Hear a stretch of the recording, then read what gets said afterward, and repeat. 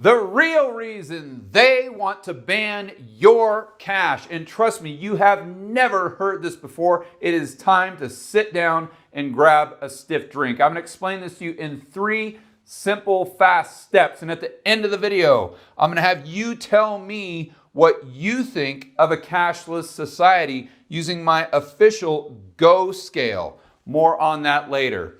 Step number 1, we're going to go over the usual reasons you think they want to ban your cash. First and foremost, negative interest rates. And how this works is the Fed drops rates, let's say 5%, so all the banks who have money reserves with the Fed, they have to pay 5% on that money. Of course, the banks don't want to do this, so they lend all of that money into the real economy. This boosts consumption and it decreases savings. None of these people want to lose money because the banks are charging them negative interest rates as well. So they spend and buy new cars, new houses. They don't save a penny. And according to the Keynesians, of course, this will produce a booming economy, because what is better for society than for you to spend every single dime you earn and not save a penny? The problem with that, as Richard Werner, economist and international banking expert, has pointed out,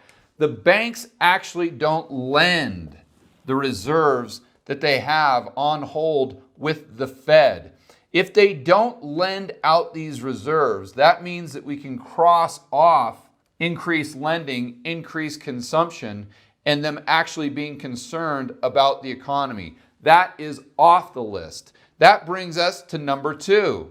A little lesser known component of a cashless society would be the government's ability to do bail-ins. If there's no cash in the system at all of your excess productivity is held in this banking system in the form of digital currency, there would be no way for you to extract that from the system if Uncle Sam, who's got his eye, you can see right here, on your money, wants to come in and grab that money and take it for himself, because he is $23 trillion in debt and running trillion-dollar deficits.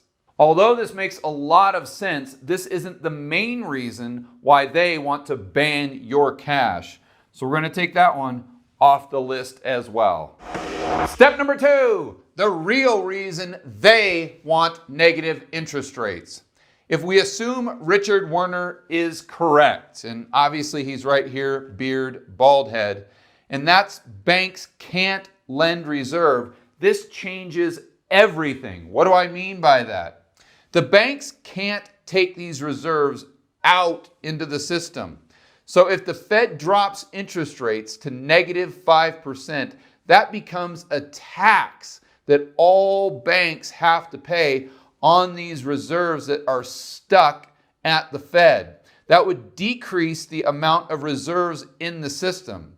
If there's fewer reserves in the system, that means that there would be fewer loans. To be clear, the banks aren't lending out the reserves, but the reserves are necessary to back up the deposits that are created by the loans themselves. In other words, the reserves make the loans possible without the banks actually lending the reserves themselves. If you're not completely following, don't worry about it. I'm going to explain it further in the pinned comment below. It'll definitely be a topic of a future video, so stay tuned.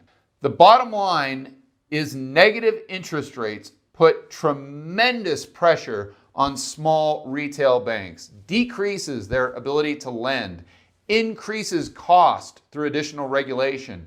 If it flattens the yield curve, this puts a lot of pressure on their margins, and it increases the cost to the consumer. Because the small retail banks can't make money through traditional lending, they've got to nickel and dime you to death, and this makes them a lot less competitive in the eyes of the consumer. So why would they want to create this type of environment for the small retail banks? To answer that further, let's go to an article from Richard Werner himself. With negative rates, banks' margins will stay low and the financial situation of the banks will stay precarious and indeed become ever more precarious. Werner talks about the ECB specifically, but you can insert any central bank. The ECB and the EU have significantly increased regulatory reporting burdens, thus personnel costs, so that many community banks are forced to merge while having to close down many branches. This has been coupled with the ECB's policy of flattening the yield curve. As a result, banks that mainly engage in traditional banking, i.e. lending to firms for investment, have come under major pressure, while QE has produced profits for those large financial institutions engaged mainly in financial speculation and its funding. And I'm sure now you guys are starting to put the pieces of the puzzle together.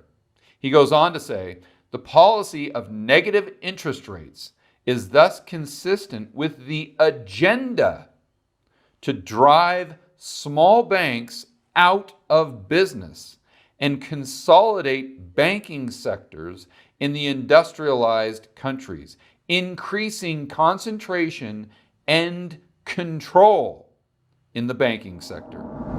I'd also like to point out that Werner believes that the small retail banks are responsible for the productive lending in the real economy. They're the ones that lend to the small and mid-sized businesses that increase production, economic growth, lower income inequality, and low inflation. But if you wipe out the small retail banks, that means all the business goes to the big banks who are really only interested in doing large transactions that financialize the economy and create asset bubbles.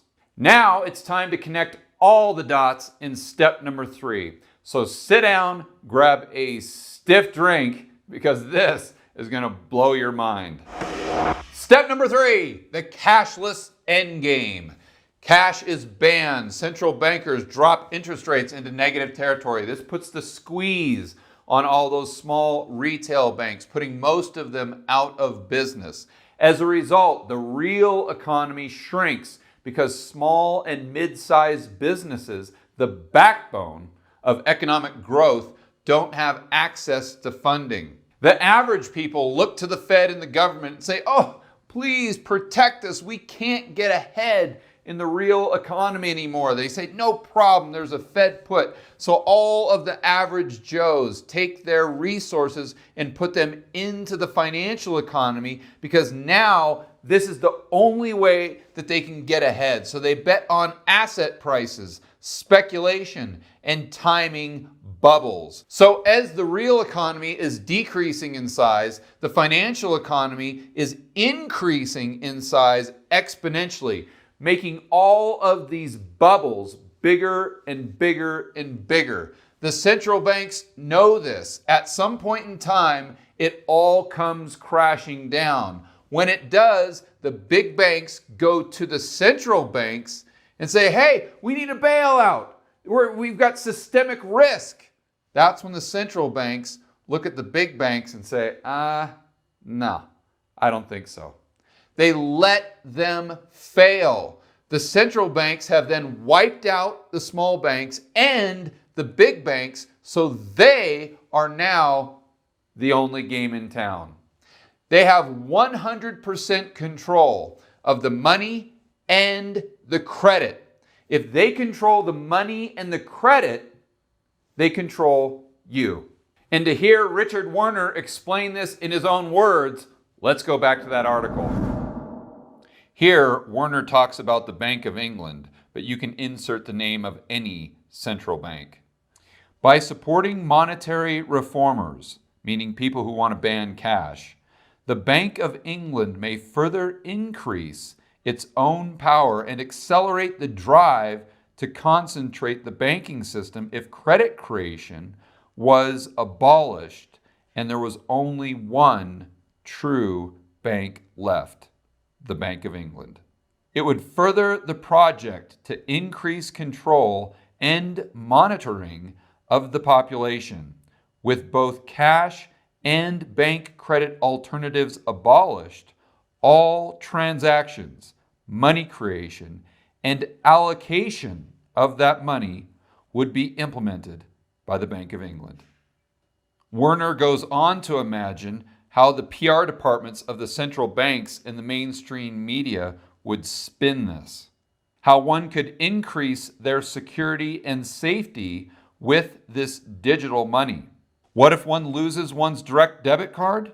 No doubt some bright Bank of England spark, or else any of the talking heads in the media, will then suggest we should adopt the techniques long practiced with our pets, namely implanting microchips under the skin as our money of the future.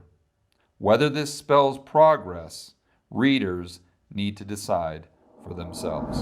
So a cashless society, negative interest rates, and central banks being the only banks left on the planet, and microchips implanted under your skin.